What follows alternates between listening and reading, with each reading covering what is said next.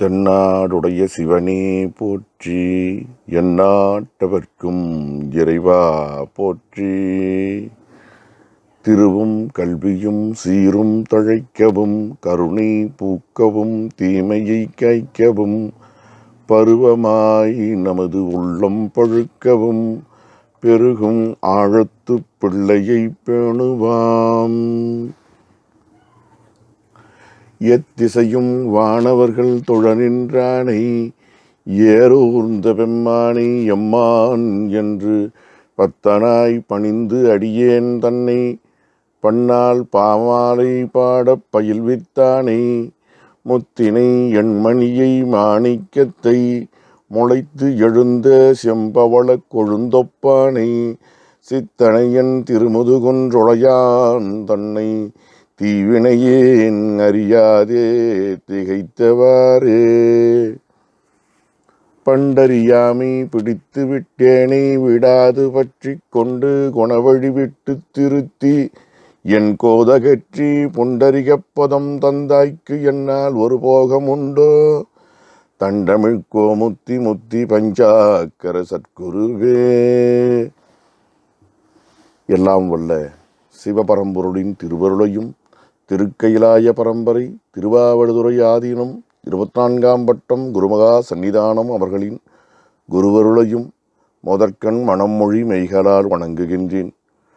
குருமகா சன்னிதானங்களின் அருளாணையின் வண்ணம் இணைய வழியில் நன்னூல் வகுப்பு இனிதின் நிகழ ஆவண செய்துதவும் ஸ்ரீ தம்பிரான் சுவாமிகள் திருவடிகளுக்கு என் பணிவான வணக்கம்.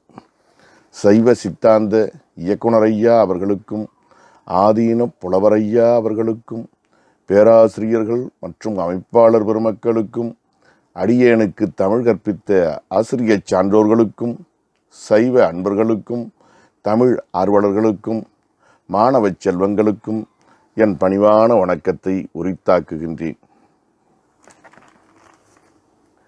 இன்றைய நன்னூல் வகுப்பு 25 எழுத்ததிகாரம் மெய்யீற்று புணரியல் பகுதி 2. கடந்த வகுப்பிலே நாம் டன்னகரம் குறித்து சிந்தித்தோம். இந்த வகுப்பிலே ரன்னகரம் மற்றும் மகரம் குறித்து காண முற்படுவோம்.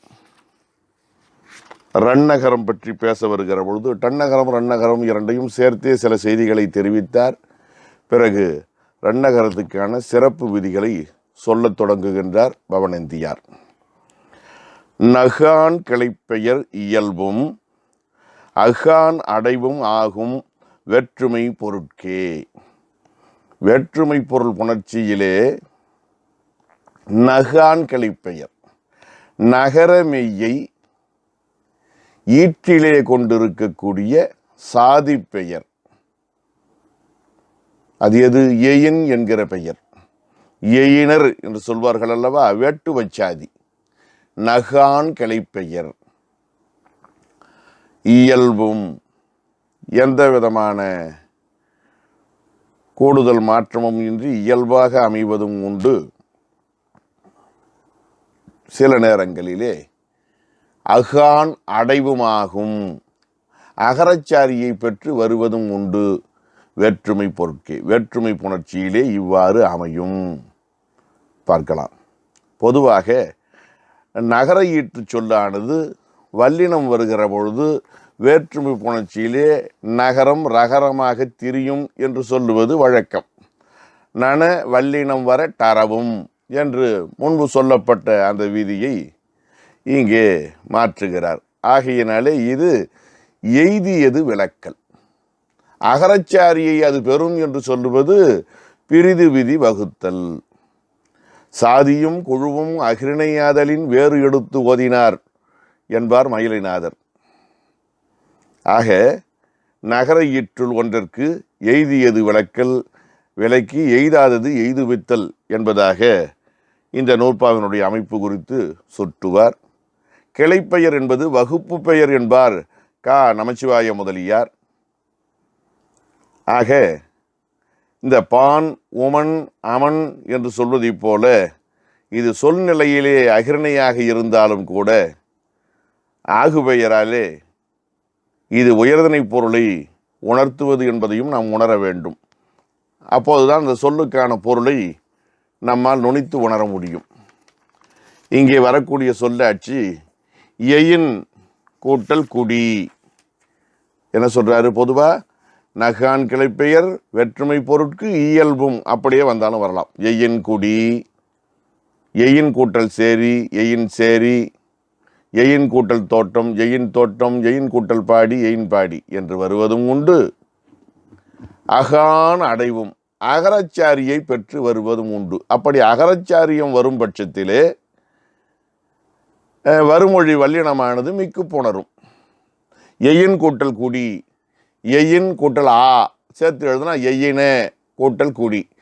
இயல்பினும் விதியினும் நின்ற உயிர்மும் காசா தாப்பா மிகும் என்கிற விதிப்படி எயினக்குடி என்று ஆகும். எயின் கூட்டல் குடி நடுவில் அகரச்சாரியை பெறுகிற பொழுது எயினக்குடி.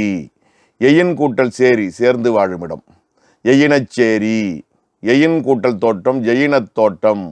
எயின் கூட்டல் பாடி, எயினப்பாடி என்பதாக அதனுடைய அமைப்பு அமைவதை காண்கிறோம். அது மட்டுமல்லாமல் இங்கே பொருட்கே என்று சொன்ன அந்த மிகை சொல்லினாலே, வேற்றுமைக்கேன்னு சொல்ல வேற்றுமை பொருட்கே என்று சொன்னது மிகை என்று உரையாசிரியர் ஒரு கருத்தை முன்வைத்து, எயின் என்ற சொல்லுக்கு முன்னால் வல்லினம் மட்டுமல்லாமல் ஏனைய இனங்கள் மெல்லினம், இடையினம், உயிர்க்கணம் இவை எவை வரினும் இங்கே அகரச்சாரியை சேர்க்கலாம் என்கிற ஒரு முடிவை பெற்றுக்கொள்ள வாய்ப்பு இருக்கிறது என்கிறார் உரையாளர். எயின் கூட்டல் மரபு எயின மரபு, வழக்கமானது எயின் மரபு, அது வேற. அகரச்சாரியை பெறுதல் எயின மரபு. எயின் கூட்டல் வாழ்வு எயின வாழ்வு. எயின் கூட்டல் அணி எயின அணி என மெல்லினமும் இடையினமும் உயிரும் புணர்ந்தாலும் அகரச்சாரியை பெறுதலும் உண்டு. அதே போல எயின் கூட்டல் கண்ணி எயினக்கண்ணி, எயின் கூட்டல் பிள்ளை எயினப்பிள்ளை, எயின் கூட்டல் மன்னன் எயின மன்னன், எயின் கூட்டல் வீரன் எயின வீரன் என்று அல்வழியில் கூட அகரச்சாரியை பெறுதலையும் இங்கே நினைவு கூற வேண்டும். ஆசிரியர் வேற்றுமை பொருளுக்குத்தான் சொல்லியிருக்கிறார்.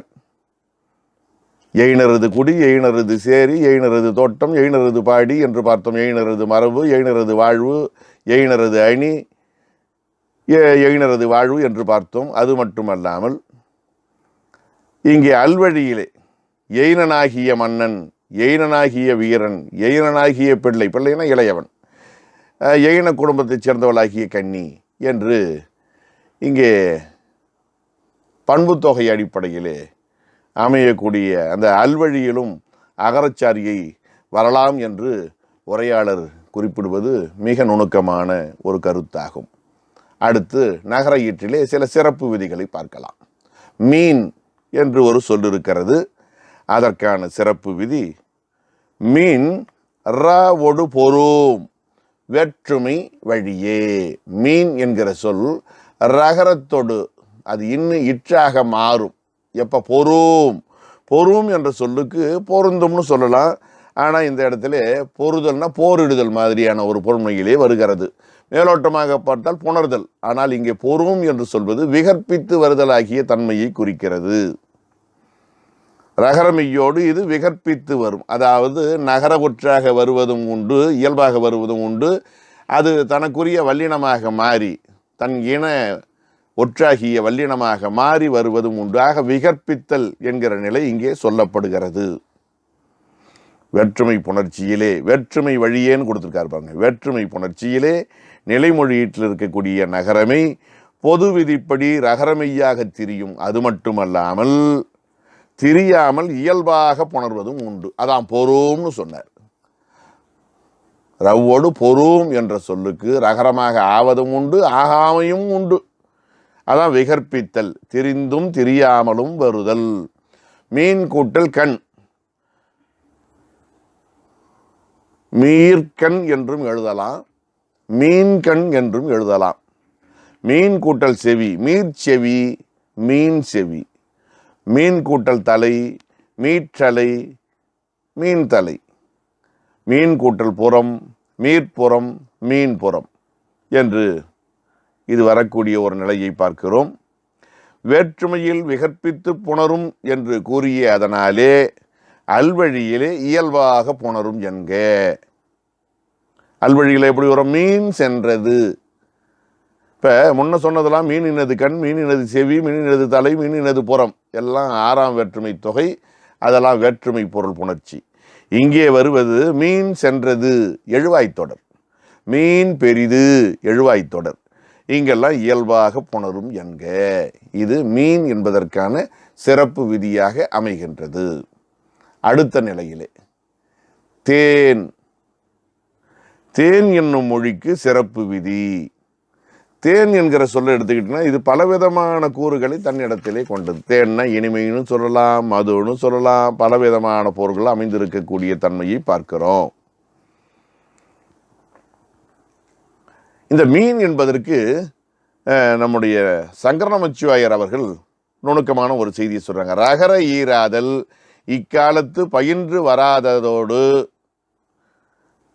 அதை விட்டுவிடலாமா என்று கருதுவார்க்கு அது பயின்று வராவிட்டாலும் பரவாயில்லை, அது தொன்னெறி ஆதலின் ஆணை வழி நிற்க என்கிற காரணத்தினாலே வழியே என்று சொன்னார். அந்த வழியே என்பதற்கு அந்த சொல்லுக்கான பொருள் என்னன்னு கேட்டால், அது தொன்னெறி ஆதலின் ஆணை வழி நிற்க என்பதன் பொருட்டு அது வழியே எனப்பட்டது. எனவே ரகர ஒற்று வருகிறதா வரவில்லையா என்று இன்றைய நிலையில் ஆராய்ச்சி செய்யாதீர்கள். பழங்காலத்திலே ரகர ஒற்று வந்திருக்கிறது. இப்போது வேண்டுமானால் மீர்க்கன் என்று சொல்லாமல் இருக்கலாம். பழங்காலத்தில் சொல்லி இருக்கிறார்கள். அந்த ஆணையை நாம் மதிக்க வேண்டும் என்று அந்த வழியே என்பதற்கு ஒரு நுணுகிய பொருளை நமக்கு வழங்குகின்றார்கள் நம்முடைய சங்கர நமச்சிவாயர் அவர்கள்.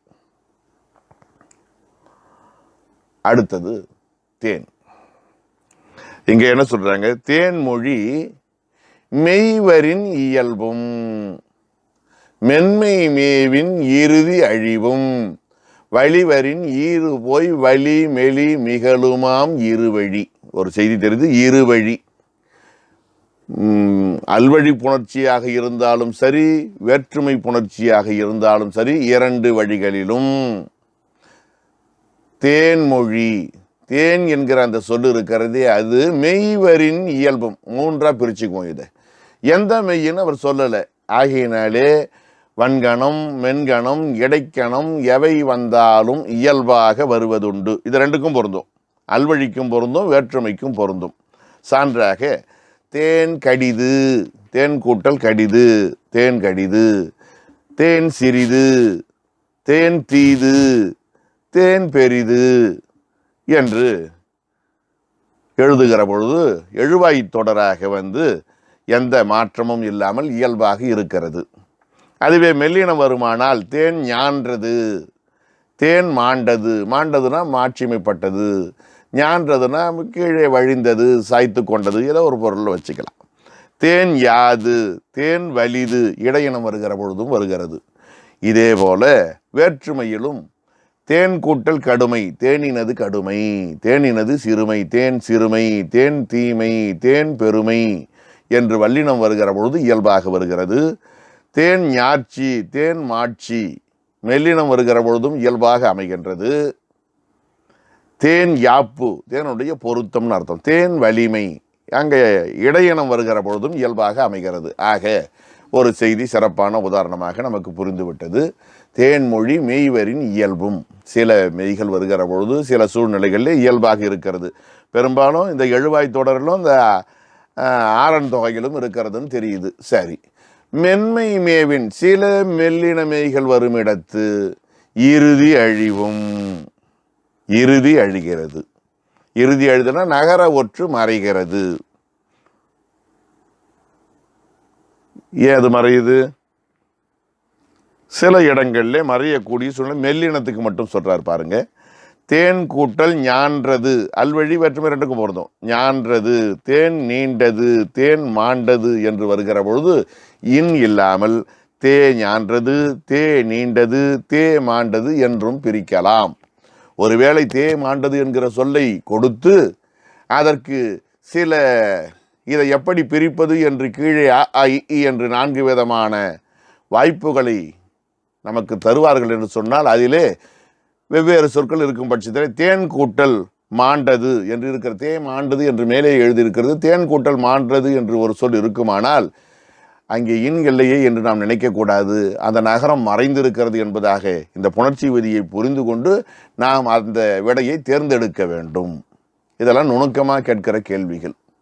ஆசிரியர்களை கல்வி நிறுவனங்களுக்கு தேர்ந்தெடுக்கும் பட்சத்திலும் இந்த டிஆர்பி முதலான தேர்வுகளிலும் இந்த மாதிரி நுணுக்கமான கேள்விகளை வைப்பார்கள் என்று சொன்னால் சிறந்த ஆசிரியர்களை தேர்ந்தெடுப்பதற்கான ஒரு வாய்ப்பு அமையும்.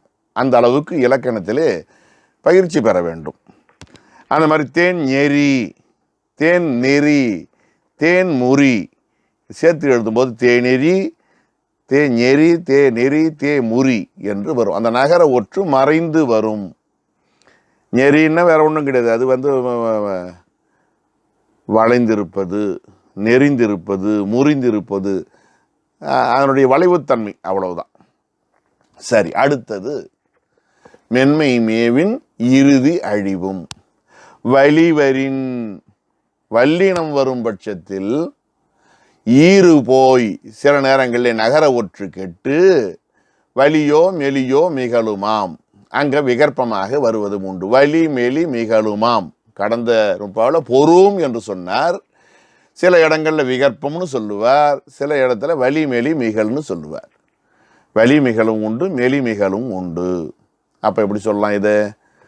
இதுக்கு சான்று பார்ப்போம். தேன் கூட்டல் அல்வழியிலே வல்லினம் வருகிற பொழுது தேன் கூட்டல் கடிது,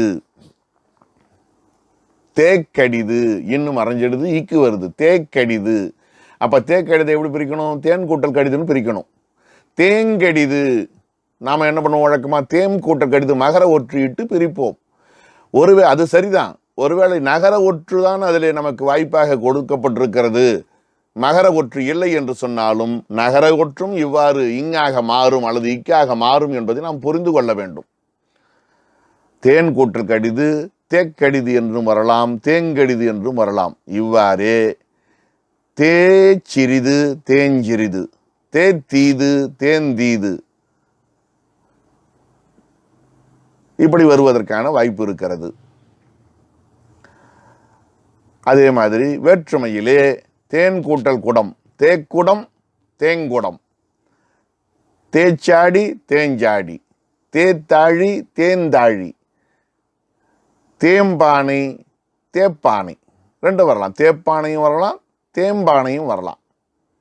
இப்படி அல்வழியிலும் வேற்றுமையிலும் நகர ஒற்று மறைந்து வல்லொற்றோ மெல்லொற்றோ, அவ்வவற்றுக்குரிய வல்லொற்றோ அவ்வவற்றுக்குரிய இனமான மெல்லொற்றோ வருவது உண்டு. இதை அழகா சொல்வார். தேன் குடம் என்பதை சொல்லுகிற பொழுது தேர்க்குடம் தேன்குடம் என்றும் வரலாம் என்பார் மயிலைநாதர். அதே மாதிரி தேன்மொழி என்கிற சொல் பார்த்தோம். தேன்மொழி தேமொழி என்றும் வரும். நிறைய இடங்களில் தேமொழி, திருப்புகழ் முதலான இடங்களில் இன் வராமலே வரும், தேமொழி என்று வர்றது உண்டு. தேன் குட்டல் மலர் தேமலர் என்று வருவது உண்டு. அது மென்மை மேவின் இறுதி அழிவுக்கு சான்று. தேன் குழம்பு, குடம் மட்டும் கிடையாது, குழம்பு. தேன் குழம்பு எப்படி வேணாலும் வரலாம். தேன் குழம்புன்னு எழுதலாம், தேக்குழம்புன்னு எழுதலாம், தேங்குழம்புன்னு எழுதலாம். இது அல்வழி.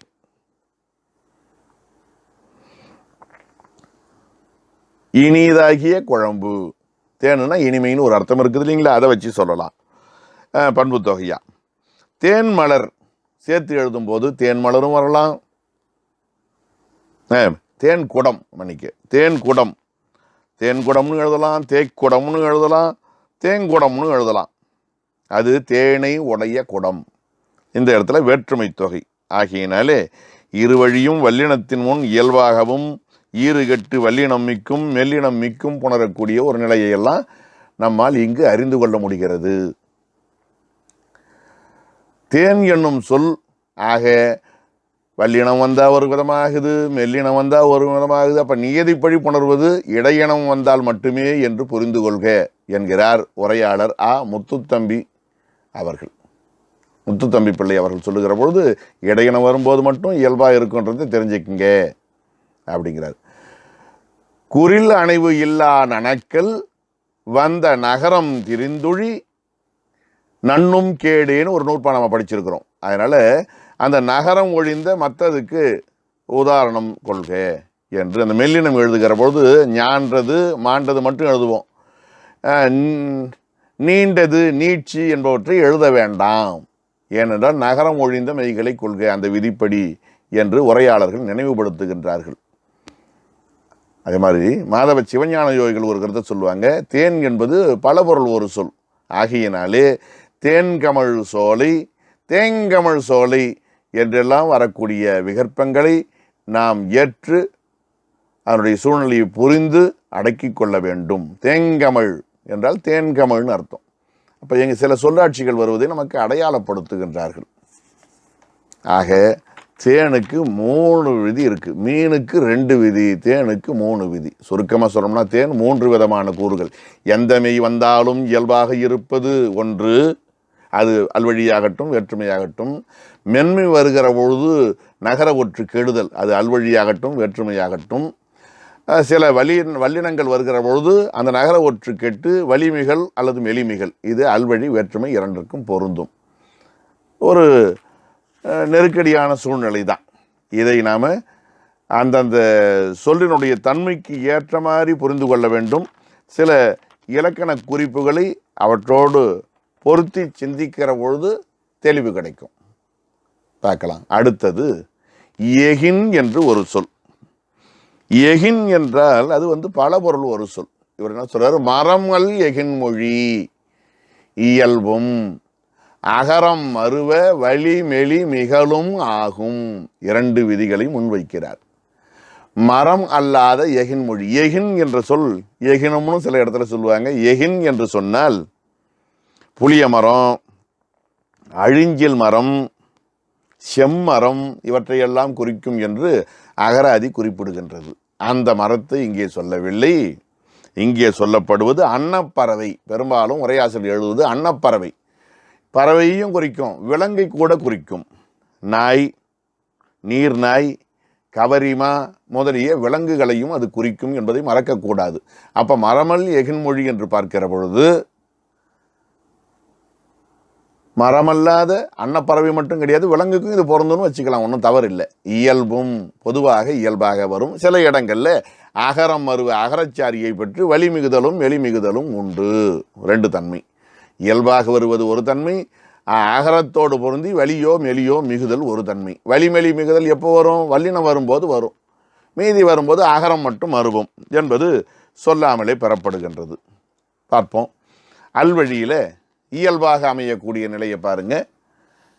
அல்வழி எகின் கடிது, அன்னப்பறவை கடிது, எழுவாய் தொடர். சிறிது எகின் சிறிது, எகின் தீது, எகின் பெரிது என்று வருகிறது.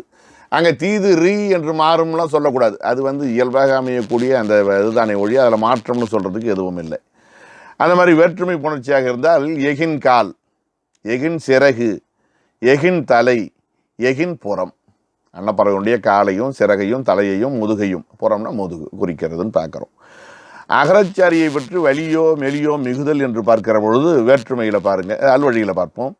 எகின் கூட்டல் கடிது, எகினக்கடிது, எகினங்கடிது, எகின் சிறிது, எகினச்சிறிது, எகினஞ்சிறிது, எகின் தீது, எகினத்தீது, எகினந்தீது, எகின் பெரிது, எகினம் பெரிது, எகினப் பெரிது, இப்படியெல்லாம் வரும்.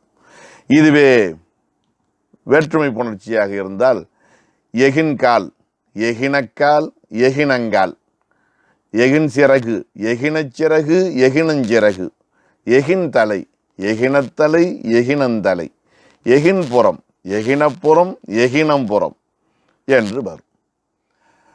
இந்த வலிமலிமைகள் முன்னே சொன்ன வல்லினம் வந்தால் தான். அப்படி இல்லைன்னா பிற வந்தால் என்ன ஆகும்? இயல்பாக இருப்பதும் உண்டு, அல்லது அகரம் மறுவதலும் உண்டு. எகின் கூட்டல் அழகு, அகரச்சாரியை பெற்றால் எகின அழகு, வகர உடம்படுமை பெற்று ஐ வழி எவ்வும் ஏனை உயிர் வழி வவ்வுன்ற மாதிரி வகர உடம்பு எகின வழகு. எகின் கூட்டல் மாட்சி, மென்கணம் வந்தால் எகின மாட்சி ஆ மட்டும் அங்கே சேருது. எகின் கூட்டல் வலிமை, எகின வலிமை இடைக்கணம் வருகிற பொழுது இப்படி மாற்றம் அடைகிறது. இதில் இயல்புன்னு சொன்னார் பாருங்க, அது எதை குறிக்கிறதுன்னு கேட்டால் நன வல்லினம் வரட்டறவும் என்கிற அந்த விதியை மாற்றி எய்தியது விளக்குதல். சரி, அகரம் மறுவுதல்னு சொன்னார் பாருங்க, அது இருவழிக்கண்ணும் முன்ன சொன்ன சூத்திரத்தில் எய்தியது விலைக்கு பிரிது விதி வகுத்தல். முன்ன சொல்லாத ஒரு செய்தி அகரம் வரும்னு சொன்னார், முன்ன சொல்லாது. வலிமெலி மிகழும்னு சொல்றாரு பாருங்க, இது இயல்பினும் விதியினும் நின்றதுன்னு சொன்னமே, அதனால எய்தியதன் மேல் சிறப்பு விதி என்க. இப்படி முத்துத்தம்பி பிள்ளை அவர்கள் இந்த சூத்திரத்தினுடைய அமைப்பு குறித்து முன்னை சூத்திரங்களோடு இதை தொடர்புபடுத்தி எந்த விதியின் அடங்கும் என்று நமக்கு எடுத்துரைக்கக்கூடிய ஒரு தன்மையை பார்க்கிறோம். ஆக எகின், எகின் என்பது அன்னப்பறவை, எகின் மரமல் எகின்னு சொல்றார். அடுத்தது குயின் ஊன் என்று இரண்டு சொற்களை முன்வைக்கிறார். அந்த எகினுக்கு எகின புல் என்று சொல்லுவதும் உண்டு. எகின புல் என்றால் எகினமாகிய புல், அல்வழி. எகின் கால் என்று சொன்னால் எகினக்கால், அங்கே வேற்றுமை. அது முடிச்சிடுது. அதுக்கடுத்து குயின் ஊனுக்கு வருவோம். குயின் என்றால் கொன்மு என்று சொல்லுவார்கள், மேகம். குயின் மேகத்தை குறிக்கும். ஊன் என்பது தசை, அதாவது இறைச்சி, நம்முடைய மாமிசம்னு சொல்கிறோமே, அது மேல் பகுதியை குறிக்கிறது, தசை. குயின் ஊன் வேற்றுமை கண்ணும் இயல்பே.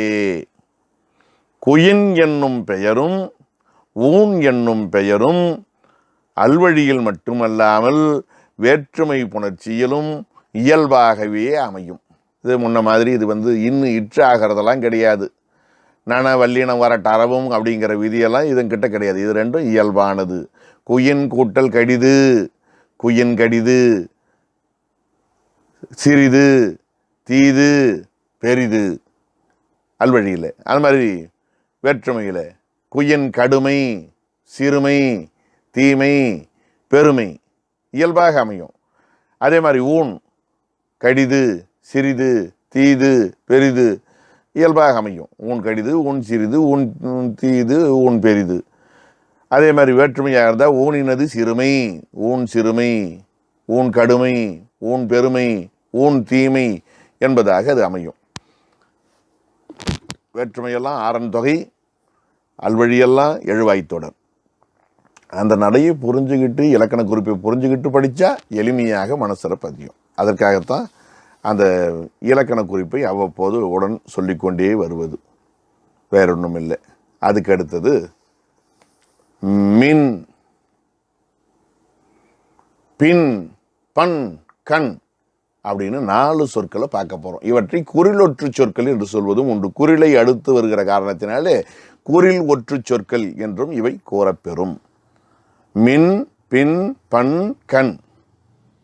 தொழில் பெயர் அணைய, இவை 4ம் தொழிற்பெயர் அணைய. தொழில் பெயர் என்ன ஆகும்னு பார்த்துருக்கோம் தெரியுமா? முன்னையே உகரச்சாரியை பெறும் என்று நாம் படித்திருக்கிறோம். இது பொது விதி. கூடவே அந்த கண்ணுங்கிறது இருக்குது பாருங்க, அது ஆ ஏற்று மென்மையோடு உரழும். இது உகரச்சாரியை மட்டுமல்லாமல் அகரச்சாரியை பெற்று மென்மையோடு உரழும். அதாவது வல்லினமோ மெல்லினமோ வரும் அப்படின்ற செய்தியை சொல்றார். முதல்ல இந்த மின்னு, பின்னு, பண்ணு, கண்ணுன்னா என்னன்னு தெரிஞ்சுக்குவோம். இங்கே தொழில் பெயர் கிடையாது. மின்னுதல், பின்னுதல், பண்ணுதல்னா சொல்லுதல், கண்ணுன்னா கண்ணார தொழில். இந்த இடத்துல அந்த பொருளை வச்சுக்க வேண்டாம். நாம இவையெல்லாம் மின்னல், ஏன்னா தொழில் பெயர் அணையன்னு சொன்னால் இவை தொழில் பெயர் அல்லாதவைன்னு நம்ம புரிஞ்சுக்கணும். தொழிற்பெயராக இருந்தால் அதிலேயே அடங்கிடுமே. இங்கே நம்ம சிறப்பு விதி சொல்ல வேண்டிய அவசியம் இல்லையே. தொழிற்பெயர் போல இவை வரும் என்று சொன்ன காரணத்தினால இவையெல்லாம் தொழிற்பெயர் இல்லைங்கிற செய்தியை நம்ம புரிஞ்சுக்கணும். மின் என்பது மின்னலை குறிக்கும். பின் என்பது பிற்காலம், பிற்பகுதி என்கிற பொருளை தரும். பண் என்பது பருத்தி. இதுக்கு பல பொருள் உண்டு, நிறைய சொல்கிறாங்க. இது ஒரு வகையான புல், இது அறிவாளனுடைய பல்லு, அறிவாள் இருக்கிறதே கொடுவா அறிவாள் அதனுடைய பல்லு. பண் என்பதற்கு இறை என்று கூட பொருள் தருகிறார் பவானந்தம் பிள்ளை அவர்கள். இறை தெய்வம்ன்ற மாதிரி ஒரு பொருளை தருகிறார். சிறிது அல்லது தெய்வம் அப்படிங்கிற பொருள் மாதிரி பண்ணுக்கு. அது அகராதியை கடந்து இருக்குது. அவர் சொல்கிற பொருள் இருக்கலாம். மின் பின் பண் கண். கண் என்பது இந்த இடத்துல சிறு தராசு, சின்ன தராசு. இவற்றையெல்லாம் குறிக்கிறது. இவை நான்கும் தொழிற்பெயர் போல உகரச்சாரியை பெறும். கூடவே வல்லினம் வந்தால் ஒற்றுமிகும், வல்லொற்றுமிகும். மின் கடிது, மின்னல் கடிதுன்னு வச்சுக்கங்க அவருடைய பொருள். அப்போ எப்படி சொல்கிறோம்? மின்னு கடிது, மின்னு சிறிது, மின்னு தீது, மின்னு பெரிது. இதுவே மென்கணம் வந்தால் மின்னு ஞான்றது, மின்னு நீண்டது, மின்னு மாண்டது, மின்னு யாது, மின்னு வலிது. இதெல்லாம் அல்வழி, இதெல்லாம் எழுவாய்த்தொடர். இதுவே பண்பு, அதாவது வேற்றுமை தொகையாக வச்சுக்குவோம். மின்னு கடுமை, மின் கூட்டல் கடுமை, மின்னு கடுமை. மின்னல்னது கடுமைத்தன்மை.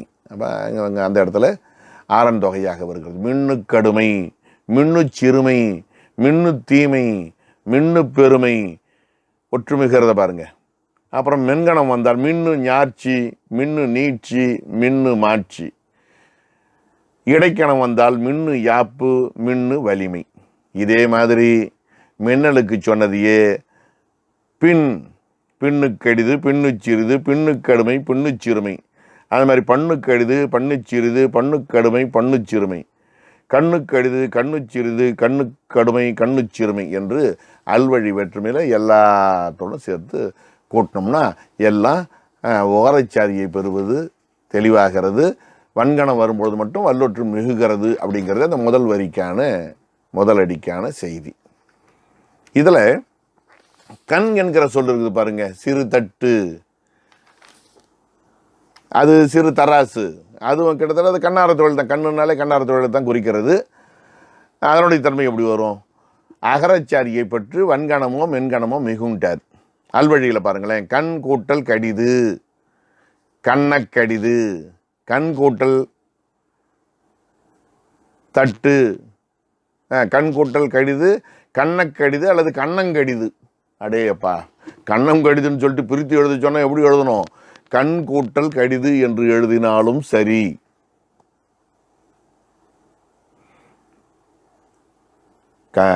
கண் கூட்டல் கடிதுன்னாலும் கண்ணம் கடிது என்று வரும், கண்ணக்கடிது என்றும் வரும். அது மாதிரி கண் தட்டு, அந்த கண்ணார்னா அந்த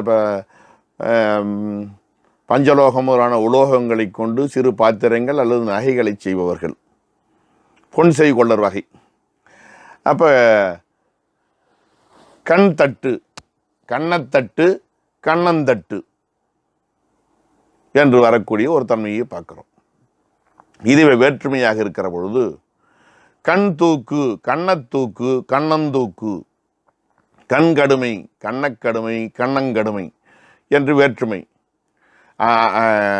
கண் அந்த தொழில் செய்பவருடைய தூக்கு, தூக்குன்னா தராசு தட்டு, தராசு தட்டினுடைய செயல்பாடு, பண்பு நிலை அல்லது செயல் நிலை அப்படின்னு நம்ம வச்சுக்கலாம். அது அப்படிங்கிற வேற்றுமை உருவு அங்கே மறைந்திருப்பதாக அர்த்தம் பண்ணணும். இந்த நூற்பாவில் சங்கர நமச்சிவாயர் ஒரு நுணுக்கத்தை சொல்கிறாரு. மின் பின் பண்கண் தொழிற்பெயரானைய ஒரு செய்தி முடிந்தது. கண் அவ் ஏற்றும் மென்மையோடு உரழும். இந்த இடத்துல கண் உகரமே அன்றி அவ்வும் ஏற்றும், அவ்வும் ஏற்றும். உகரத்தை மட்டுமல்ல அவ்வும், இங்கே மறைந்து வந்தது. மென்மையோடு உரழும். அது அந்த விகாரத்தால் அது தொக்கு இருக்கிறதுங்கிறார்.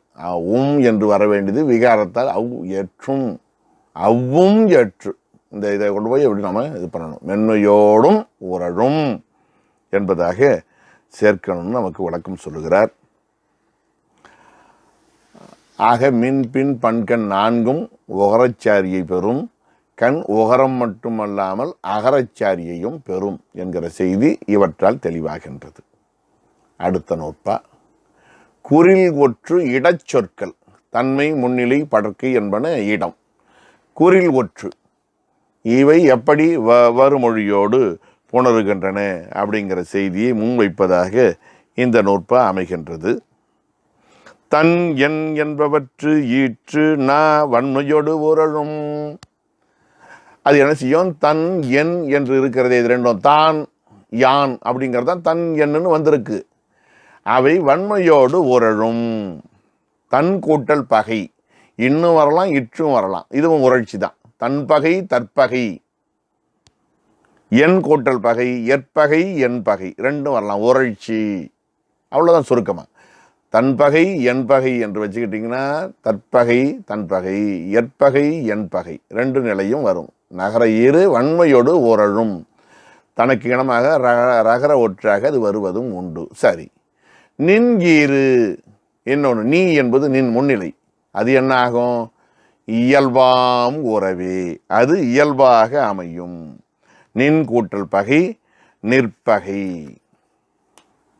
இப்போ நகர ஈறு இதோட முடிச்சுக்கிறார்.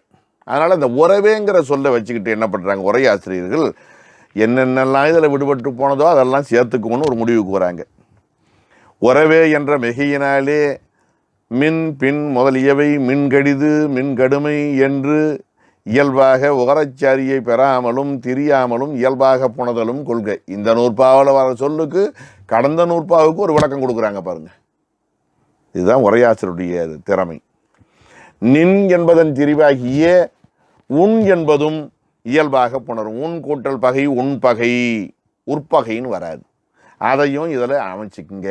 ஏன்னா இதில் தன் என் நின்று தான் சொல்லியிருக்காங்க, உன் சொல்லலைன்னு நினைக்க வேண்டாம். உன் என்பதையும் அந்த நின் மாதிரி இயல்பாக வச்சுக்குங்க. இந்த மாதிரி மான் கூட்டல் குழம்பு, மான் குழம்பு, மானோட குழம்பு, குழம்புன்னா காது அவருடைய பாதம். அழன் கூட்டல் கை, அழன் கை இயல்பாக வருது. கான் கூட்டல் கோழி, கான் கோழி. வான் கூட்டல் சிறப்பு, வான் சிறப்பு. வார்ச்சிறப்புன்னு சொல்லக்கூடாது, கார்கோழின்னு சொல்லக்கூடாது. அளவன்கால், அளவற்கால்னு சொல்லக்கூடாது. கழுழன் சிறை, கழுறன் சிறைன்னு சொல்லக்கூடாது. கழுறன்னா கருடை, சிறை சிறகு என வேற்றுமையில் சிறப்பு விதி சொல்லப்பெறாதவை எல்லாம் இயல்பாக புணதலும் இங்கே கணக்கில் கொள்க. சில வினையச்சங்கள் நகரம் ரகரமாக திரிவதையும் கணக்கில் கொள்க. வரின் கூட்டல் கொள்ளும், வரிற்கொள்ளும். செய்யின் கூட்டல் கொள்ளும், செயற்கொள்ளும் என்றெல்லாம் சில இடங்களில் இப்படி மாறி வரக்கூடிய நிலையும் இருக்கிறது. இதெல்லாம் நாம் பொருத்திக்கணும். இப்படி வரின் கொள்ளும், வரின் செல்லும், வரின் போம் என்பது வரிற்கொள்ளும், வரிற்செல்லும், வரிற்போம் இன்னும் இற்றாக மாறுவதெல்லாம் கொள்க. இப்படியெல்லாம் இன்னும் நிறைய செய்திகள்லாம் சொல்கிறாங்க. இதெல்லாம் விடுபட்டு போன செய்திகள் அத்தனையும் நகர ஈற்று இந்த நூற்பாவினுடைய அந்த உறவே என்கிற மிகைச்சொல்லில் அடக்கி கொள்க. அடுத்தது மகர ஈறு. மகர ஈறு நமக்கு பெரும்பாலும் கேள்விப்பட்டது தான்.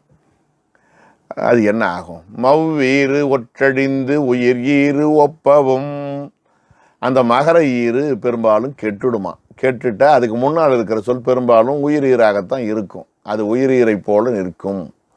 சில நேரங்களில் அந்த மவ்வீறு வன்மைக்கு இனமாக திரிபவும் ஆகும். ஆக இரண்டு தன்மைகள் இங்கே சொல்லப்படுகிறது. ஒன்று மகரம் கெடும், இன்னொன்று வன்மைக்கு இனமாக திரிவதும் உண்டு. அது என்ன வேற்றுமையா அல்வழியான்னு எதுவும் சொல்லலை. அப்போ நாம் ரெண்டுத்துக்கும் பொருந்தும்படியாக வச்சுக்க வேண்டியது தான். இப்போ பார்ப்போம். அல்வழியில் மகர ஈறு கெடுவது, கெட்டு உயிரீறு போல நிற்கிறது. அதே மாதிரி எந்த கணம் வந்தால் இது ஆகும்னு சொல்ல. வன்கணம், மென்கணம், இடைக்கணம், உயிர்கணம் ஆகிய நான்குக்கும் இந்த விதி பொருந்தும். இப்போ வட்டம் கூட்டல் சுனை, மவ்வீறு ஒற்றடிந்தது. வட்ட கூட்டல் சுனை இம்மு கெட்டுடுது.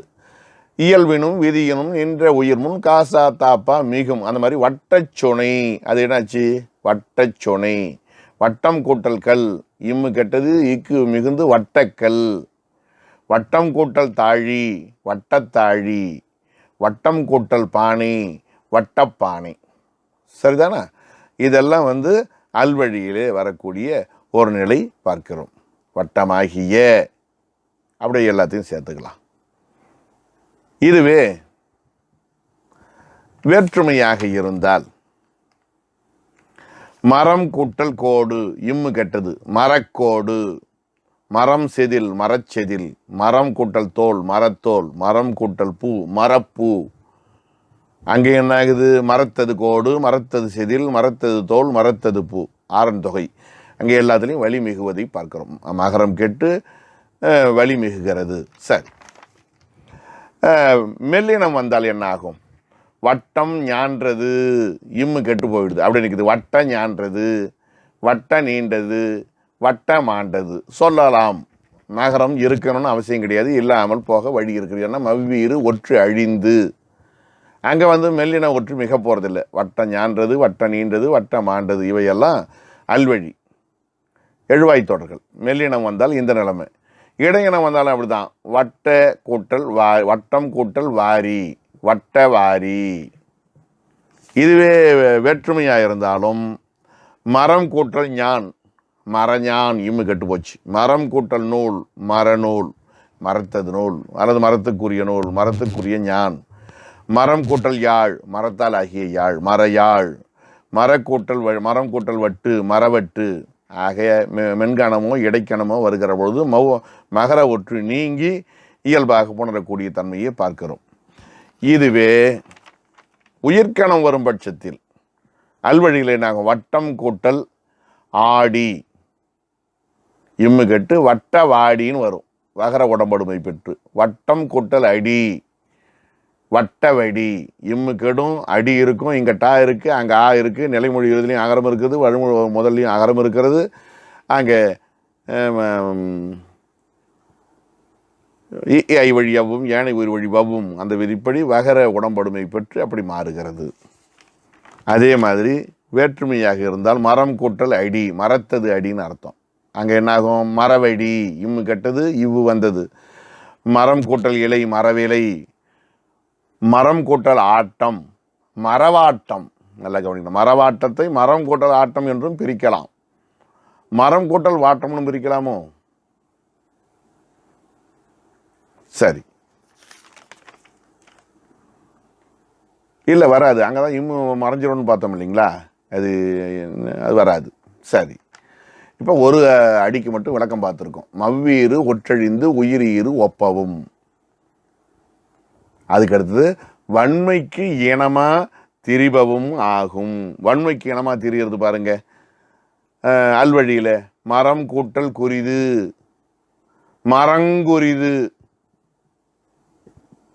இக்கு ஏற்ற இங்காக மாறுகிறது. மரங்குரிது. மரம் கூட்டல் சிறிது, மரம் சிறிது. மரம் கூட்டல் தீது, மரம் தீது. மரம் கூட்டல் பெரிது மகரத்துக்கு ஏற்ற மாதிரி, பாவுக்கு ஏற்ற மாதிரி மகரம் வந்துன்னு சொல்லக்கூடாது. அது இருக்குது, ஏற்கனவே இருக்குது. அதனால் அதை ஒரு இலக்கணமாக நம்ம சொல்லக்கூடாது.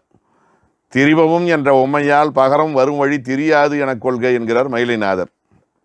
வன்மைக்கு இனமா திரிபவும் என்றவையினாலே அறுத்தாபத்தியால் நாம் பெரியும் என்று அந்த பகரம் தெரியாது வரும் என்கிறார் சங்கர நமச்சிவாயர். செய்தி ஒன்று தான், ஆனால் இவங்க சொல்கிற காரணம் வேறாக இருக்கிறது.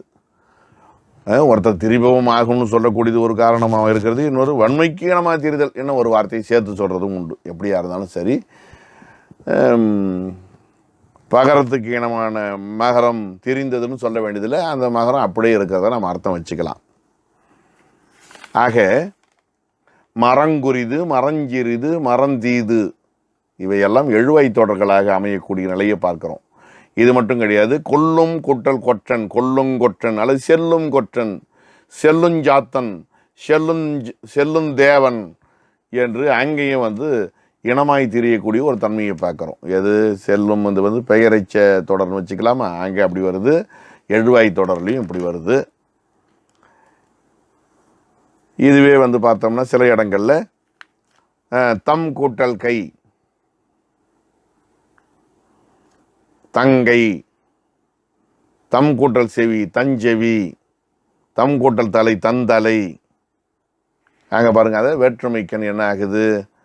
தமது தலை, தமது கை, தமது செவி என்பதற்கு ஏற்றாற் போல அங்கே வந்து வன்மைக்கு இனமான மெல்லினம் வருகிறது. எம் கூட்டல் கை, எங்கை. கை, கூட்டல் கை, ஊங்கை. உங்கை ஏற்பில்லை உனக்கே அடைக்கலம் என்று அங்க பழஞ்சொல் புதுக்கும் அச்சத்தால் திருவம்பாவை நமக்கு நினைவுக்கு வருது.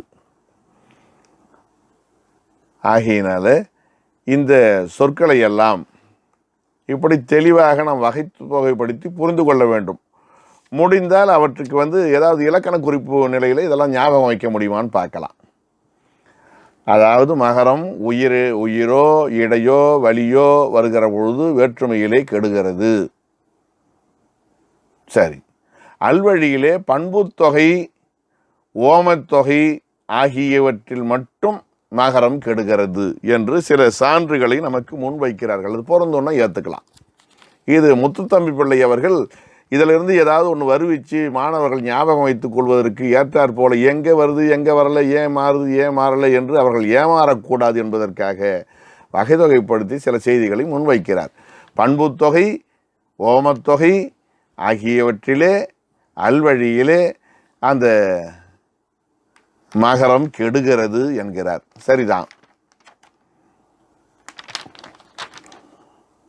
அது கெடக்கூடிய தன்மை. இப்போ சான்றாக வட்டம் கூட்டல் ஆழி, வட்டவாழி, வட்டம் கூட்டல்கள் வட்டக்கல், வட்டமாகிய கல், வட்டமாகிய ஆழி, அதெல்லாம் பண்புத்தொகை.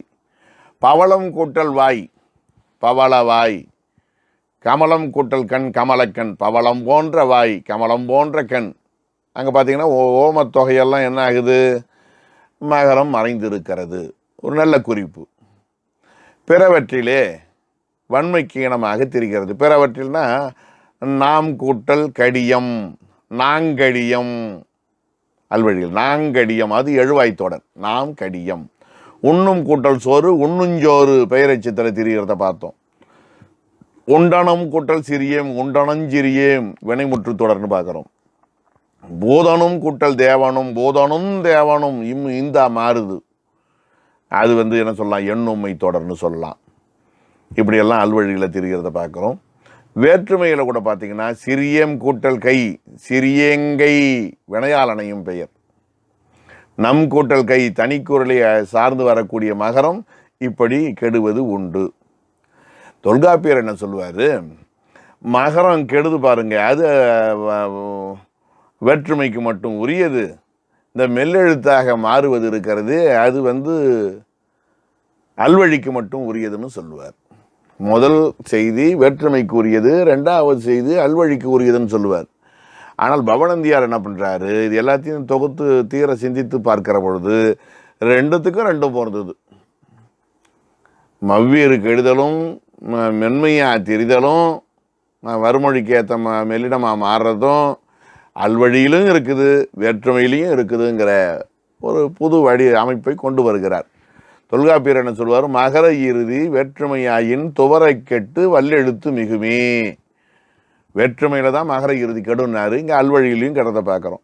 அல்வழியெல்லாம் மெல்லெழுத்தாகும் தொல்காப்பியர், இங்கே வேற்றுமையிலும் மெல்லெழுத்தாகும் என்கிற செய்தியை இவர் பதிவு செய்கிறார். இது பிற்கால வழக்கு நோக்கியது, அதனால் ரெண்டருக்கும் ஒரே முடிவை கூறினார் என்கிறார் உரையாளர் மோசசு பொன்னையா அவர்கள். நல்ல கருத்து. அடுத்தது மகர ஈற்று புணர்ச்சியிலே சிறப்பு விதி. இது எய்தியது விலக்கி பிரிது விதி வகுத்தல் என்பதாக ஒரு கருத்து. வேற்றுமை மா போய் வழி மெலி ஓரழ்வும் அல் வழி உயிர் இடை வரின் இயல்பும் குல. வேற்றுமையில் மா போய் முன்ன சொன்ன மாதிரியே மகரம் கெட்டது, அப்போ அது வழிமொழிதலாக தான் இருக்குது. ஆனால் வழிமெலி உறழ்வுன்னு பாருங்க, இது ஒரு புது செய்தியாக இருக்குது. மா போய் என்பது எய்தியதை இகந்துபடாமல் காத்தது, கடந்த விதியை. ஆனால் வழிமெலி உறழ்வுன்றார் பாருங்க, இது எய்தியதன் மேல் சிறப்பு விதி. அல்வழி உயிர் இடைவரின் இயல்புன்னு சொன்னார் பாருங்க. அல்வழியில் உயிர் இடைவரின் அப்படின்னா உயிர் நடுவில் வர்றதுன்னு அர்த்தம் பண்ணக்கூடாது.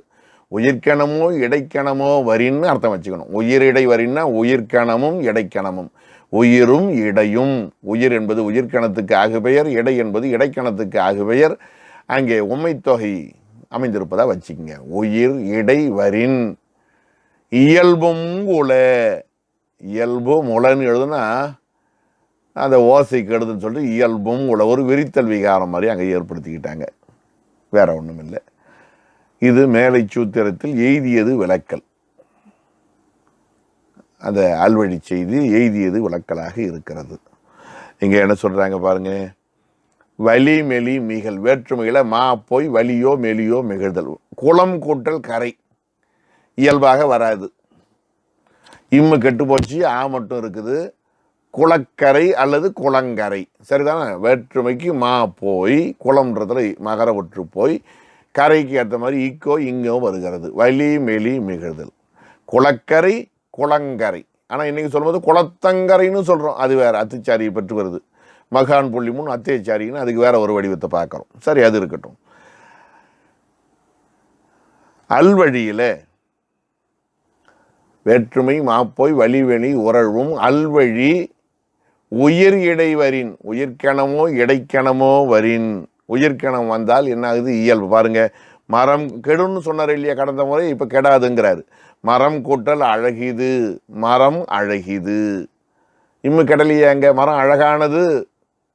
மரம் அழகானதுன்னு சொல்ல வேணாம். மரம் அழகிது. மரம் அழகானதுன்னா இம்மு வரத்தான் செய்யும். உடல் மேல் உயிர் வந்து ஒன்றுவது இயல்பு புணர்ச்சியில் அடங்கிடும். அதனால மரம் அழகிது, மரம் அழகானது எப்படி சொன்னாலும் சரி, அங்கே பெரிய மாற்றம் இல்லை. மரம் கூட்டல் வலிது. கட்டாயம் அங்கே மறையணும்னு அவசியம் கிடையாது. மறையக்கூடாதுன்னு சொல்ல போனால் மரம் வலிது.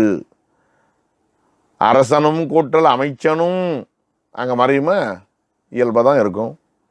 ஓடும் கூட்டல் யானை அருளும் கூட்டல் யோகி. ஓடும் யானை அருளும் யோகி. கொல்லும் கூட்டல் யானை கொல்லும் யானை. இங்கெல்லாம் ஒரு மாற்றத்தையும் காணுமே. பார்க்குறோம். வேற்றுமையில் உயிர்க்கணும் இடைக்கணும் வரின் இயல்பாகும். உயிர்க்கணத்திலே அப்படிதான். வினையாளனை பெரு சிறியேம் வாழ்வு, சிறியேம் அன்பு எப்படி சேர்த்தாலும் சரி இயல்பாகத்தான் வரும். தனிக்குறளை சார்ந்து வரக்கூடிய நிலை நம் கூட்டல் அன்பு நம் அன்பு, நம் கூட்டல் வாழ்வு நம் வாழ்வு என்பதாக வரும் என்று முத்துத்தம்பி பிள்ளை அவர்கள் குறிப்பிடுகின்றார்கள். ஆகையினால வேற்றுமையில மாப்போய் வழிமெளி உறவை பார்க்கிறோம். அல்வழியில உயிர்க்கணமும் இடைக்கணமும் வரின் இயல்பு என்று பார்த்தோம். வேற்றுமையிலும் கூட உயிர்க்கணமும் இடைக்கணும் வரும் இயல்பாகும் என்கிறார் முத்துத்தம்பி பிள்ளை. ஏற்புடைய செய்திதான். சிறியேம் வாழ்வு, சிறியேமது வாழ்வு, நம் கூட்டல் வாழ்வு நமது வாழ்வு. அங்கெல்லாம் ஒன்றும் மாற்றமடையிலேயே, இயல்பாக தானே இருக்குது. அதனால் அதையும் கொஞ்சம் நினைவுபடுத்திக்கங்கன்னு சொல்கிறாரு. அடுத்தது இன்னும் சில மகர ஈற்று சொற்கள். நெடு முதல் குறுகும் மகர ஈறுகள். தாம் தம், யாம் எம், நாம் நம். இது நீர் என்பதனுடைய வடிவம் அல்லது நீர் என்பதனுடைய வடிவம் நும் என்பது. இவையெல்லாம் நெடுமுதல் கூறுகுதல் என்பதாக ஒரு பெயர் எடுக்கிறார்கள். அல்லது சிலர் நும் தம் எம் நம் என்று பெயரிடுவதும் உண்டு இந்த நூற்பாவுக்கு.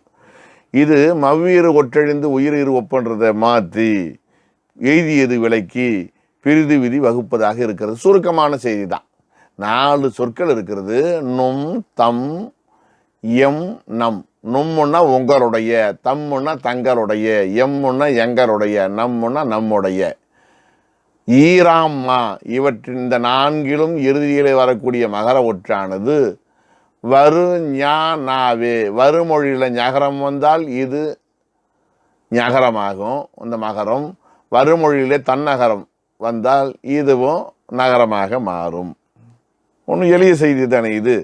ஒன்றும் நமக்கு புதுசாக தெரியல. என்ன சொல்லலாம்? நும் கூட்டல் ஞான் கயிறுன்னு அர்த்தம். நுஞ்ஞான். நும் கூட்டல் நூல் நுண்ணூல் உங்களுடைய நூல் நும் நூல். அதே மாதிரி தம் ஞான் தஞ்ஞான். தம் கூட்டல் நூல் தன் நூல். எம் கூட்டல் நூல் எம் நூல். எம் கூட்டல் ஞான் எஞ்ஞான். அப்போ எஞ்ஞானை எப்படி பிரிக்கலாம்? ஏ கூட்டல் ஞான்னு பிரிக்கலாம், எம் கூட்டல் ஞான்னு பிரிக்கலாம். நம் கூட்டல் ஞான் நஞ்ஞான். நம் கூட்டல் நூல் நன்னூல். பார்த்துங்க, நன்னூல் நமது நூல்னு அர்த்தம். ரன்னகரம் 2 சுழி போட்டால் தான் இந்த நன்னூலை குறிக்கும். நீங்கள் தன்னகரம் போட்டிங்கன்னா நம்முடைய நூல் அப்படின்னு சொல்லுங்கள். நன்னூல் நன்னூல்னு சொல்லலாம். 2 சுழி நூல் இருக்கக்கூடிய அந்த நன்னூல் தன்னகரமாக இருக்கக்கூடிய நம்முடைய நூல்னு சொல்கிறதும் அழகு. ஞானாவரின் அவையாக திரியும். எனவே ஒழிந்த மகரம் வரின். இப்போ மொத்தம் 3 இருக்குது இல்லைங்களா மென்கணத்தில்? ஞா நா மா. இதில் 2 மட்டும் சொல்லி ஏன் மகரத்தை சொல்லன்னு கேட்டால், மகரத்தை சொன்னால் ஞா வந்தால் ஞாவாகும், நான் வந்தால் நாவாகும். அப்போ மா வந்தால் ஏற்கனவே தான் மா இருக்கு, அப்புறம் என்ன மா ஆகுன்னு சொல்ல முடியாது இல்லைங்களா? அப்போ இயல்பாக இருக்குன்னு அர்த்தம். நும் கூட்டல் மணி நும் மணி. தம் கூட்டல் மணி தம் மணி. என்று இயல்பாக இருக்கும். அதுக்கு நாம் என்ன புது அர்த்தம் கண்டுபிடிக்க முடியும்? ஒன்றும் சொல்வதற்கு இல்லை.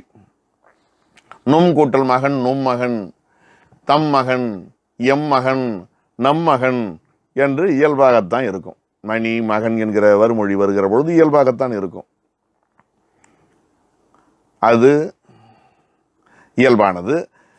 வைமு சடகோப ராமானுஜாச்சாரியார், சே கிருஷ்ணமாச்சாரியார் என்பவர்கள் சேர்ந்து எழுதியிருக்கக்கூடிய ஒரு உரையில் அழகான இன்னொரு குறிப்பை முன்வைக்கிறார்கள். நீர் என்பதன் திரிவாக வரக்கூடிய என்பதும் இந்த நும், தம், எம், நம் என்பதோடு என்பதையும் சேர்த்துக்குவோம். கூட்டல் நூல், உன்னூல், கூட்டல் ஞான், உஞ்ஞான் என்று என்பதற்கும் இந்த விதி பொருந்தும். இந்த 4 சொற்களோட என்கிற சொல்லையும் சேர்த்துக்குவோம், பிற்கால சொல்லது, அதுக்கும் இந்த விதி பொருந்தும் என்பதை உரையற்கோடலால் கொள்ளலாம். நல்ல கருத்து, ஏற்றுக்கலாம்னா நாம யாரு, பெரியவங்க சொல்றது சரிதான். அப்புறம் அகம் என்பதற்கு சிறப்பு விதி, இதுவும் அகரையில் வருது இல்லைங்களா? அகம் எய்தியது விலைக்கு இல்லை, எய்தியதன் மேல் சிறப்பு விதின்னு சொல்லலாம். அகம் முனர் செவி கை வரின் இடையன கெடும். அகம் முன்னால செவியோ கையோ வருமானால் அகம் கூட்டல் செவி, அங்கே கா கெட்டுடுமா. இடையன கெடும், இடையில் இருக்கக்கூடிய கா கெடும். இடையது கெடும் தானே சொன்னாது. இடையன கெடும்னு கேட்டால் செவிக்கு முன்னால் வர்றது ஒரு அகம், கைக்கு முன்னால் வர்றது ஒரு அகம்னு நம்ம அர்த்தம் வச்சுக்கணும், வேறு ஒன்றும் இல்லை. அவங்க ஒரு யோசனையில் எழுதிட்டாங்க. அகமுணரு செவி கை வரின் இடையன கெடும், இடையில் இருக்கக்கூடிய கெடு. இல்லைன்னா இடையன என்று சொன்னால் அகரமும் அகரம் ஏறிய ககர ஒற்றும், அது 2ஆக பிரிச்சுட்டிங்கன்னா பன்மை வந்துடுது இல்லைங்களா? அப்படியும் வச்சுக்கலாம். அப்படி தான் எழுதியிருப்பாங்க. அகமுணரு செவி கை வரின் இடையன கெடும், இடையில் இருக்கக்கூடிய ககர ஒற்றும் அதன் மேல் ஏறிய உகரமும் கெடும். அப்போ கூட்டல் செவி அஞ்செவி என்று மாறும். முன்ன பார்த்தோம் பாருங்க, வறுமொழிக்கு ஏற்ற மாதிரி தெரியும்னு. அஞ்செவி, கூட்டல் கை அங்கை, இப்படி வர்றதும் உண்டு. இடையென கெட்டே வரும் என்று சொல்லாத காரணத்தினாலே, ஒன்றும் வற்புறுத்தி எல்லாம் சொல்லலை, அப்படி ஒரு நியதி கூறாத காரணத்தினால அகஞ்செவி அகங்கை என்றும் வரும். அகம்னா உள்ளே, செவி அகஞ்செவி காதனுடைய உட்பகுதி, அகம் கை கையனுடைய உட்பகுதி, அந்த வார்த்தை அதான். இன்னும் கூட ஒரு சொல்றது உண்டு பிற்காலத்தில், அகம் கூட்டல் சிறை அகஞ்செறை என்றும் சொல்லுவார்கள். அஞ்செவி நிறைய மந்திரம் ஓதி அங்கையும் நெல்லி அதன் பயன், அங்கையுள் நெல்லி அதன் பயன் என்றெல்லாம் கோழங்கை தம்பிரான் சான்று காட்டுவார். நாமும் கூட நிறைய சொல் கேள்விப்பட்டிருக்கோம். அங்கையுள் நெல்லி கனி எனக்கு ஆயினை, திருவாசகம். அங்கையுள் நெல்லி கனியாக இறைவன் ஆனான்றது. அஞ்செவி நிறைய ஆளின, இது முல்லைப்பாட்டு, சங்க இலக்கியம். இதற்கு மாதவ சிவஞான யோகிகள் ஒரு புது இலக்கண குறிப்பை சொல்கிறாங்க. செய்தி எளியது, ஆனால் அவங்க சொல்கிற நுட்பம் புதியது. செவியகம் என்பது செவியனுடைய உட்பகுதி, கையகம் என்பது கையனுடைய உட்பகுதி, உள்ள இருக்கிறது, உள்ளங்கையே. இவ்வாறு இந்த இட உறுப்பு தற்கிழமை பெயரோடு முடிந்த 6ஆம் வேற்றுமை தொகை சொல் செவியது அகம், கையது உள், கையது அகம் என்று அந்த 6ஆம் வேற்றுமை தொகை சொல் இருக்கிறதே, அது முன்பின்னாக மாறி நகர்ப்புறம் என்பது புறநகர் என்று வழங்குவதைப் போல அது என்னாவது அகம் செவி அகம் கை என்று மாறுகிறது. இலக்கண போலியாய் இது தழா தொடராய அல்வழியுள் ஒன்று என்று கொள்க. அந்த மாதிரி அகம் சிறை என்பது ஏனையவற்றின் சிறை புறத்தே இருக்கும், இது அகத்தின் கண்ணது, அகத்தின் கண்ணதாகிய சிறை, ஏழன் வேற்றுமை தொகை என்க என்று அந்த சொல்லு எப்படி வந்தது. நாம் என்ன பண்ணுவோம், வெறும் சொல்லுக்கு மட்டும் பொருள் பார்ப்போம். அந்த சொல்லுடைய பழைய வடிவம் என்ன, புதிய வடிவம் என்ன, அதற்கும் இதற்கும் என்ன தொடர்பு, அதுக்கான இலக்கண குறிப்பு என்ன என்பதையெல்லாம் சுவாமிகள் விரிவாக சிந்தித்து நமக்கு எடுத்துரைக்கின்றார்கள். சிறை அதே மாதிரி தான், அகம் கூட்டல் சிறை அஞ்சிறைன்னு மாறும். நமக்கு தெரியுமே அது. கொங்குதேர் வாழ்க்கை அஞ்சிறை தும்பி காமம் செப்பாது கண்டது மொழிமோ பயிலியது கழிய நட்பின் மயிலியல் செறிய எற்றறிவை கொந்தலின் அறியவும் உளவோ நீ எறியும் பூவே, குறுந்தொகையில் இறையனார் பாடியதாக நாம் எப்போதும் கேள்விப்படக்கூடிய ஒரு சிறந்த பாட்டு. தொல்காப்பியர் கையை மட்டும்தான் சொன்னார், நன்னூலார் செவியை சேர்த்தார். பின்னால் வந்த உரையாசிரியர்கள் சிறையையும் சேர்த்துக்கிட்டாங்க. ஏற்புடையது தான். அதுக்கு அடுத்தது ஈம் கம் உரும் என்கிற 3 சொற்களை சிந்திக்கிறோம். இதுதான் நமக்கு அந்த மகர ஈருக்கு இறுதியான நூற்பா, நிறைவான நூற்பா. இதோட நம்முடைய சிந்தனையை முடிப்போம். பார்க்கலாம். ஈம், ஈம் என்றால் சுடுகாடு. கம், கம் என்றால் கம்மியறுது தொழில், அதாவது உலோக நகை பாத்திரம் முதலான செய்தல். உறும் என்றால் இடி. இது மூணும் தொழில் பெயர் மானும். முன்ன சொன்ன மாதிரி தான். ஈமும் கம்மும் உருமும் தொழில் பெயர் மானும். உகரச்சாரியை பெறும். வல்லினம் வந்தால் வல்லொற்று மிகும். இங்கே பாருங்க, ஈம்னு தானே வரணும். அதுக்கு ஒரு உம்மு ஊ வருது பாருங்க இடையில. கம்மும் உருமும் என்றெல்லாம் இந்த வடிவங்கள் கூடுதலாக வருது. தொழில் பெயர் மானும், முதலன வேற்றுமைக்கு அவ்வும் பெருமே, இப்படியெல்லாம் சில சொற்கள் வர வடிவம் இருக்கிறது பாருங்க. அதெல்லாம் கொஞ்சம் கவனிக்கணும். நாம ஈம்னு தான் அர்த்தம் வைக்கணும். ஈமும், அந்த உம்மை நீக்கிடுங்க. ஈம், கம்மும், கம், உருமும், இது எதுனா முழு சொல்லுன்னு தெரியாது, அதுக்காக சொல்றேன். இதெல்லாம் என்பதெல்லாம் நீக்கிடுங்க. ஈம், கம், உரும், இதுதான் முழு வடிவமான சொற்கள். தலைப்பில் இருக்கு பாருங்க. அதான் தொழில் பெயர் மானும், அதாவது உகரச்சாரியை பெறும். முதலன, முதலனா முன்னால் உள்ள இரண்டுன்னு அர்த்தம். முதலதுன்னா ஒன்னே ஒன்று. இந்த மூணுல முதலனா பன்மை சொன்னதுனால இந்த மூணுல முன்ன இருக்கிற ரெண்டும். முதலன வேற்றுமைக்கு அவ்வும் பெருமே, வேற்றுமைக்கு அகரச்சாரியை பெற்று வருவதும் உண்டு. அப்ப இது ரெண்டுத்துக்கும் பெறும், இது வேற்றுமைக்கு மட்டும் அகரச்சாரியை பெறும் என்று நூற்பா சொல்லுகிறது. உரையாசிரியர் என்ன சொல்றாருன்னு நம்ம பார்ப்போம். இப்ப இது எய்தியது விலைக்கு பிரிதி விதி வகுத்தல். மவ்வீறு ஒற்றழியுன்னு சொன்னாங்க. இது அழியாம வேற மாதிரி உகரச்சாரியை பெறுதுன்றாங்க இல்லையா. இப்ப அல்வழியில பாருங்க. ஈம் கூட்டல் கடிது, ஈமு கடிது, ஈமு சிறிது, ஈமு தீது, ஈமு பெரிது, இவன சுடுகாடு. அதே மாதிரி தான் கம், கம்மு கடிது, கம்மு சிறிது, கம்மு தீது, கம்மு பெரிது. அதே மாதிரி உருமு கடிது, உருமு சிறிது, உருமு தீது, உருமு பெரிது. அதுவே வேற்றுமையாக இருந்தால் ஈமு கடுமை, ஈமு சிறுமை, ஈமு தீமை, ஈமு பெருமை.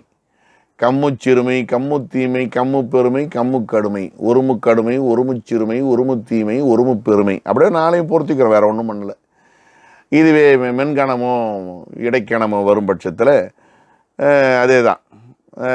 ஈமு ஞான்றது, நீண்டது, மாண்டது, வலியது. அதே மாதிரி ஈமு ஞாட்சி, ஈமு நீட்சி, ஈமு மாட்சி, ஈமு வலிமை. அதே மாதிரி ஏனைய இரண்டுக்கும் கொள்கை. ஆனால் வேற்றுமையில முதல் ரெண்டும் மாறுதுன்றாங்க. என்ன ஆகுது? ஈம் கம் என்பது ஈமக்குடம், ஈமச்சாடி, ஈமத்தாழி, ஈமப்பானை. கம்மக்குடம், கம்மச்சாடி, கம்மத்தாழி, கம்மப்பானை என்று மாறுறதை பார்க்கிறோம். வன்கணம் வந்தா, ஏனைய கணங்கள் வந்தாலும் அகரச்சாரியை பெற்று வரும். கம்ம ஞாட்சி, கம்ம நீட்சி, கம்ம மாட்சி, ஈம ஞாட்சி, ஈம நீட்சி, ஈம மாட்சி என்று இந்த அகரம் பெற்று வருவதை நாம் புரிந்து கொள்ள வேண்டும். கம் என்பது கம்மியறது தொழில். அத்தொழில் சார்ந்த கூட்டத்தை குறிக்கிறது. கம்ன்றது கூடம்னு வச்சுக்கலாம். சுடுகாடுங்கிறப்ப இங்கே கூடம்னு வச்சுக்கலாம். ஈம் என்பது ஈமம் என அம்முச்சாரியை பெற்று வருவதும் உண்டு என்பார் முகவை ராமானுச கவிராயர் அவர்கள். இப்படி இவற்றையெல்லாம் சிந்திப்பதற்கான வாய்ப்பு இருக்கிறது. ஆக ரன்னகரம், மகரம் ஆகிய இரண்டு ஈறுகளை பற்றி சிந்தித்திருக்கிறோம். இன்னும் யா, ரா, ழா முதலான ஈறுகள் அடுத்து வரும் நூற்பா பகுதியில் அமைகின்றன. அவற்றை அடுத்து வரும் வகுப்பிலே சிந்திக்கலாம் என்று சொல்லி இந்த அளவு சிந்திக்க திருவருளும் குருவருளும் துணை நின்றமையை நெஞ்சார நினைந்து நிறைவு செய்வோம். தென்னாடுடைய சிவனே போற்றி, எந்நாட்டவர்க்கும் இறைவா போற்றி.